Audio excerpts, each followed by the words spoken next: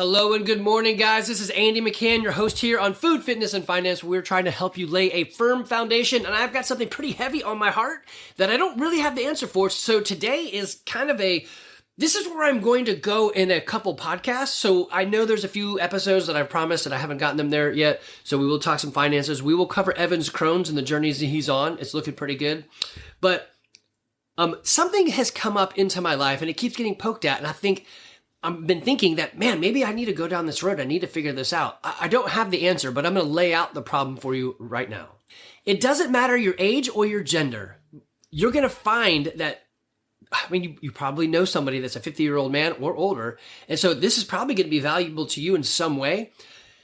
So let me set the backdrop. Actually, first, let me just tell you what's on my mind. I want to save us men who basically when you hit 50, the statistics for you dying go nutso. And we're going to cover that, but it's just insane. And I'm living it right now, and I'm seeing this phase of life.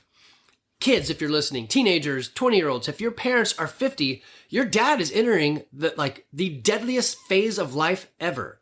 If you're 50, then you're in it. Here's the biggest problem, though. Most of us don't see it. So I'm in a small group. I play with some guys who are about 50. I play D&D with a bunch of guys that are 50. I do other stuff with people that are my age group, my Georgia Tech group, a bunch of guys that are about 50. I'm around a bunch of people who are around 50 because that's how old I am. I'm 51. And what I see is most of us spend so much time working, at least my friends. There's not really that many assholes that just go like dodging on families. Most of us put that much time and energy into producing and forget about yourself, which can be okay until it's not, because the Grim Reaper's coming.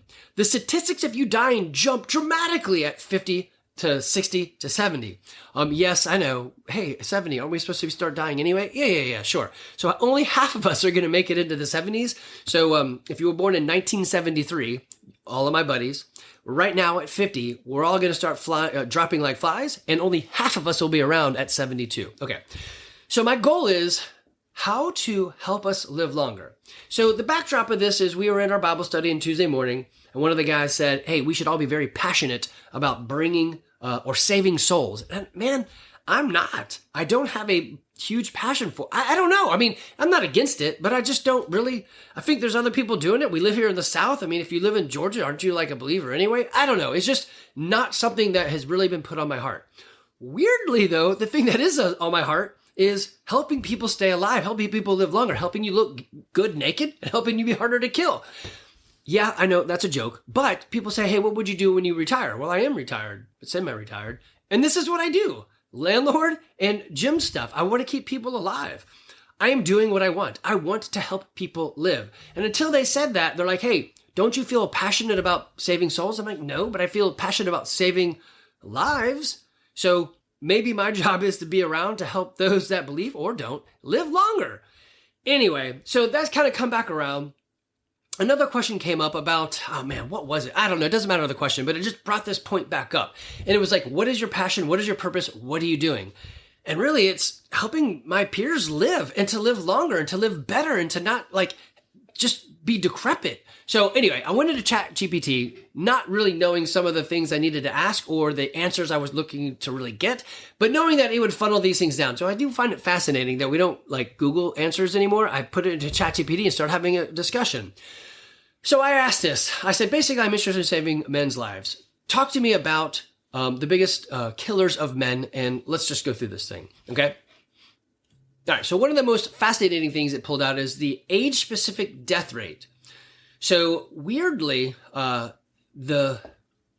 it up until the age of 44, so that's maybe even 45, so pre-50, let's just put the line there, pre-50, the death rate is pretty small. So from 1 to 5, so it goes in 5-year increments. I'm not going to go through all the increments, but at the first 5-year increment, 27 deaths per 100,000 men. I would like it to be 0, but it's never going to be 0, right? So that's some infant mortality and so forth. The next block is 16. The next block is, it goes up dramatically. And this is why you tell your children, your teenage boys, stop being stupid.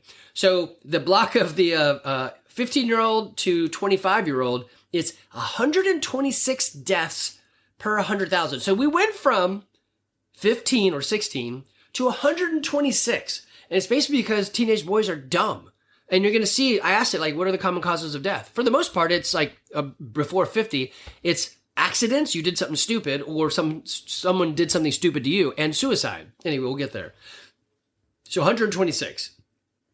The next blocking is another 10-year gap. It goes to 250, then 373, and then 668. And that's right at the 50-year-old mark. You're at 668. And then, bam, it jumps dramatically again, nearly doubles to 1,300, or really it's almost 1,400 at 55 to 65. So that many more people are dying per year. That's just insane to see that jump. So it's a 10-year increment. I guess the first 5 years is the first 5 years. Then it's a 10-year increment. So I got that wrong. Anyway, so it goes from 1,400 to 2,600. And then when you hit 75, 6,000 deaths per 100,000 males. And then, of course, when you get to 85, it jumps dramatically because it just says 85 and over. So pretty much everyone's dying by then. Okay. So there is a dramatic jump at the 45-year-old mark. You're at 375, and then you bump up to nearly 700. And then you bump up again to nearly 1,400. So we're dying, and this is where it is. It's right now. Why do I notice this right now? It's not because, it's new. No, I'm in the phase, and it's made apparent to me that if you've got a 50-ish year old male in your life, you need to talk to him. These guys around me think, oh, I'm healthy enough. I'm like, I'm looking at you. You're not healthy enough. Visually, you're not healthy. And then I know what you eat. You're not healthy. You're eating crazy. So, the other thing that came up was one of my buddies gave us a great testimony, and he put a whole bunch of good words in there that I just would not have gotten to on my own. So he put this together, and it really congealed in my head. Yes, it's us. We die quickly. And of course, the 18-year-olds too. Stop going to war and stop doing stupid stuff. Okay, let me back into some more data. Okay, so when I asked ChatGPT, I said, hey, so why the spike? What's going on there? And it says, first thing is chronic disease, heart disease, cancers, and stroke. So when I'm going to drill down into heart disease and stroke, but then the next thing it says, and less preventative care. So people don't do anything and they feel like, well, I'm not going to catch up. So in my opinion, which is really bad for you to listen to my opinion, I'm just an idiot nerd doing this stuff, is going to the doctor for a pill is not preventative care. That's like just masking symptoms. If you really want to be healthy, do something about it. Exercise, move, and it doesn't have to be that much. You don't have to do a crazy amount of things. You just have to do something. And most of you do absolutely nothing, and you haven't done anything since high school. All right, the other thing it says is lifestyle, and it's really, it's diet and stress, and then connection. So we're going to get into those things as well. All right, then I asked it to break it down based on those age groupings that you had before. Tell me, like, what is the leading things that are knocking us out? So as an infant, it's obviously birth defects and so forth. And then that first 14-year gap, it's accidents. And then the next gap up into 25 is accidents. The other ones are suicides and homicides. So basically, before 25, accidents and then killing yourself or killing somebody else is what's going on. So what? Be careful, men. This is why they draft you at 18, because you'll do a lot of stupid stuff thinking it's the right thing to do. All right, so even up until 35, it's still accidents, suicide, homicide. Now, heart disease starts to show its face. At up to the 45-year-old, it's still accidents, and then heart disease, cancer, and suicide. So this is a big one. It's super scary and sad for me that suicide is a leading cause of death. This is what Jamie Thomas, this is her full-time job as a psychotherapist. If you need someone to talk to professionally, hire her, talk to her. If you just need a friend to talk, find people that do what you do and join them. It could be CrossFit, it could be D&D, it could be adventure racing. It doesn't matter what it is. Find your people. You're not alone. This phone, the stupid phone, makes you feel alone. You can just scroll and look and not be a part of anything and just in the background. Don't do it, especially if you're a teenager. In some ways, I'm envious of you guys and the journey you have ahead of you. But in a lot of ways, I think we did you a huge wrong. We gave you these phones at an early age, and now you walk around watching reels rather than doing chores and seeing real people. It's just insane. Find real people. Use the phone to call them, not to just watch stuff. Don't be lonely. If you're not lonely, you probably, I have to ask Jamie for this, but I would bet if you're not lonely, then the thoughts of suicide go away a lot. Now, I know there's other things that could be wrong, but lonely is a tough pill to swallow, right? Pun not intended. All right, then when you hit the 50-year mark, it starts to be the things that we would normally consider. So heart disease becomes the biggest one. So it's heart disease, cancer, accidents, liver disease, stop drinking. And then at the 65-year mark, it's cancer. That's the whole thing on cancer. But anyway, cancer, heart disease, and then respiratory disease. At 65 plus, heart disease, cancer, Alzheimer's, and stroke. So then I asked it to give me some keys here and to kind of summarize and combine. And so we're going to get into that. But some of the ideas around saving lives is mental health support. Man, that is not me. I can't help you there. All I can do is go out in the woods and breathe and practice vitamin G, gratitude. I told someone today I really like doing the chores at the gym because while I'm doing the chores at the gym, I practice gratitude. I say, thank you for this. Thank you for that. Thank you for whatever. I really appreciate whatever. I just go through a list of things that are on my mind and heart to say thank you for. And I think that helps you with your mental stability. Fitness and nutrition. Yes, I can help you here. If you're my friend, then you probably think, well, can Andy teach me? If you're not my friend, I can teach you a lot. It's just that proximity bias. You just don't want to listen to people that are close to you. Heart disease, cancer, and strokes are the things we're going to be looking at. Education on substance abuse. I don't actually even drink. So I would just say on that, stop doing stupid stuff, right? And then routine screening. I do like this one, although I'm finding that their screening is like they're changing what they're looking for. So now they're saying, oh, maybe we were wrong about cholesterol. I can tell you are damn for sure wrong. I eat a carnivore. 9 months, this is all I eat. Red meat, salt, eggs, and I drink water, coffee, and tea. And I'm doing just fine. My blood work has been coming back great. I'll go back again in a couple months, so in December, to get another round of tests and see how things are going. Anyway, get screened. It doesn't hurt to have them checked. They do have, I love science, so use them. Okay, what else? So I asked it to give me some details about heart disease and strokes, and those keep coming up. Cancer seems to be very, very different, but heart disease and or strokes and heart attacks seem to be similarish. What could be the same about it? So we got to talking, we got to typing, chatting, whatever. And so what we came down with was, you know what? It's your blood. Your blood is messed up. Your blood gets clotted. It's in your brain. It's a stroke. Your blood gets clotted. It's in your veins and arteries, whatever. It's a heart attack. So, and your heart doesn't repair itself like normal. It scars up. So how do you fix that? Could you clean up your blood? So what I'm trying to noodle down into is fixing your blood. And what does that mean? It's just a weird way to say it, but I like it. And there's this, what is it called? It's like BHU or something. It's blood extraction, oxidation, and ozonation or whatever. I don't know. It's something. But basically, they put a needle in your arm to suck out your blood, put it through a machine, put your blood right back in, and you go on about your day. And they have pulled out gobs of junk out of people's veins and arteries. So they can actually sift out plaque. They can do something for hard metal or heavy metals. I don't know what. I guess let it fall off the cliff. They can also throw ozone through your blood to pull out other impurities. How good is this for your blood? I don't know. It looks a lot better when they put it back in. They put some oxygen in it as well. But the stuff that they're pulling out, I'm thinking, dang, they pulled that out. That's floating around in you. This one guy, they pulled out this long, stringy, like 2-foot thing of goo. And that's in his blood floating around. So of course you're going to die with that. So if you want to get rid of clots for the stroke and the heart attack, then maybe part of it is cleaning your blood up. Maybe it's going to these places that'll stick you onto a machine and let it pump. I think they're pretty expensive. I have no idea. But this is something that I want to go down. How to help 50-plus-year-old men stay alive. Because, man, we become an endangered species as soon as we hit 50. As soon as we're not killing ourselves or doing stupid things, it's this other stuff. Actually, you know what? They're probably still there statistically. Should have looked that up. It's just maybe the other stuff finally catches up. So maybe that's why the number doubles, is that this stuff really starts happening, but we're still being just as stupid as before. Actually, let me go look that up. Actually, I'll save it for later. There's so many things running through my brain about how to fix this thing, and I really don't have the answer for you. I just know that every one of us probably have someone in their 50s or older that they love, and you could see that they're deteriorating. Send them this podcast. Tell them, this nutcase Andy, he's been doing CrossFit for 20 years, and it hasn't killed him. It's only made him stronger. He's still kind of an asshole, so that hasn't helped, but he's working on it.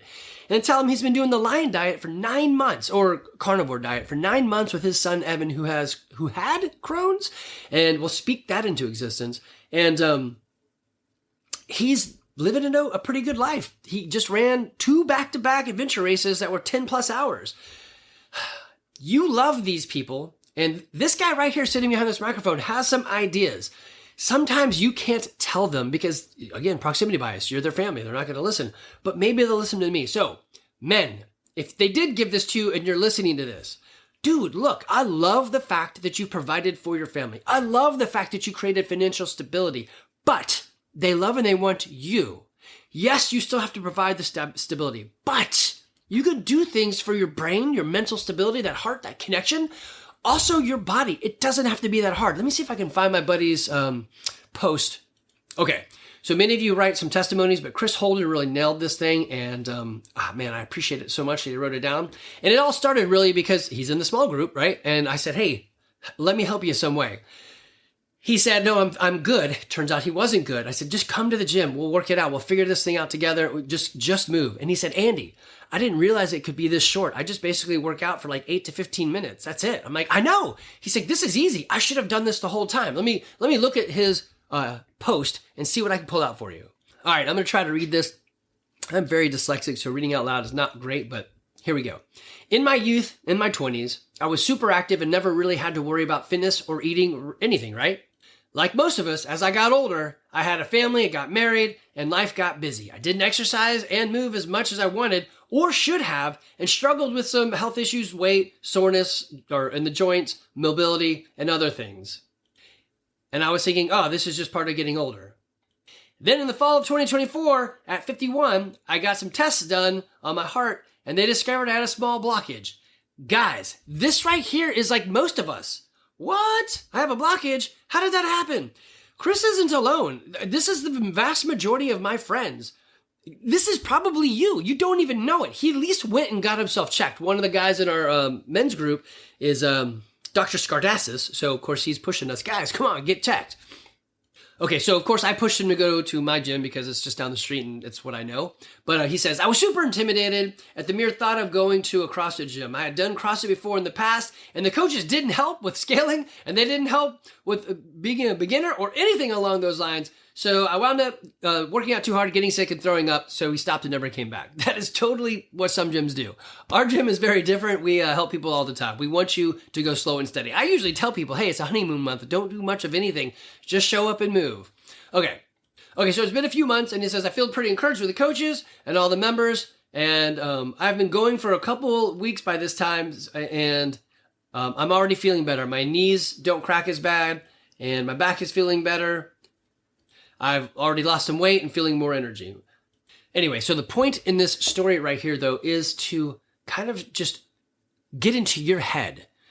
Me, Chris, Danny, all the guys, I mean, anyone that's in that 50 range, we basically worked really hard, forgot about ourselves, and we didn't really do anything. Or we did do things and they were stupid, like, hey, let's just drink, or let's go golfing with the guys, which actually golfing wouldn't be too bad. At least you're moving.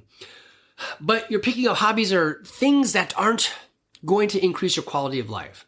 Let's go out and eat. I'm not opposed to eating out, but most of that stuff isn't even food. It's just entertainment. Guys, you have to take a moment for yourselves, a lot of moments.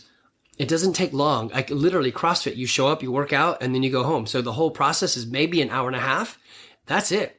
Yes, I'm asking you to do this 4 times a day, but that's it to increase your longevity. 50% of you will be dead before the age of 75. Actually, here's a statistic that I thought was super terrifying. This is super sad right here. In 2020, the life expectancy of a male in the US was 74.2 years. In 2021, the life expectancy was 73.5 years. So I don't know if this is the first time ever, but our life expectancies dropped. They expect us to start dying earlier. So we've cusped the top, or maybe we've done too many stupid things.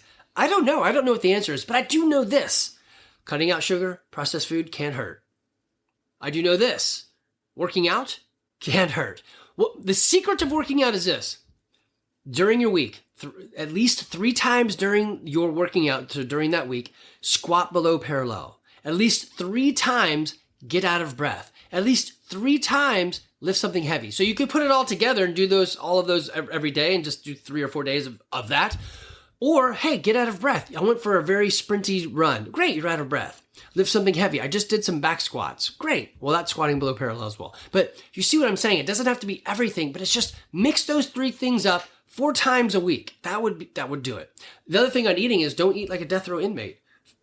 Eat smart. Get rid of that stupid stuff. Carnivore, lion diet? I don't know. It's been working for me and Evan. Anyway, you're on my heart, you guys, and I don't know what to do right now. I don't know how to help you or how to fix it yet, but it's in my brain. So the year of 2025 is going to be something about fixing your blood, and it sounds weird, but I'll make it sound better, but it's coming. If you are in jeopardy or you need help, man, guys, call me. Text me, email me. My number is all over our website. What is my phone number? It's 678-654-7796. Call me, text me. I don't care. I don't have such a huge audience that I can't give up my phone number to people. Actually, I wish I did have a huge audience that I was a little nervous about giving it out. I'd give it out anyway because I want to talk to you. I legitimately want to help. I have no gain in any of this. I guess unless you're in Woodstock and can come to the gym, there's a gain there. But I don't sell anything. I don't rep anything. I don't have deals with anything. I literally just want you to live a longer life because you are like me. And behind us, I have 2 more boys that I want the solution to be somewhat in place before they get here. I don't want them to get to 50 and be like, damn it, Dad, you didn't do anything. You had 30 years to prep this and you did shit. You did nothing. Come on. I want to give them something. I don't know what it is yet. I want to give them something. All of these guys behind us, a hand up, teach them to fish, whatever it is, right? I want their life to be better than ours. So right now, the statistics are saying they're not going to be doing better than us. Okay, off that rant. Guys, I am here to help. It is CrossFit Garage here in Woodstock, Georgia. If you're local, come to us. If you're not, we have garagefitness.online, which is basically the same thing, but it's a home gym in your house, and we'll give you the programming with Brandon Phillips. If you need some freebies from us, if you want to go to crossfitgarage.com/TSPC, let me go there right now. I put together some links that I do for the Survival Podcast. So it's TSPC, the Survival Podcast. Anytime I do a presentation or something I pass to them, I put it here for free so people can find it. So you got a carnivore Kickstarter, 60 days made easy, 32 at-home workouts, regain your mobility, Garage Fitness Online, our podcast, our at-home test. Are you healthy and fit? I don't know. And then exercising at your desk. All right, guys, y'all take care. I am here to help. Don't do this alone.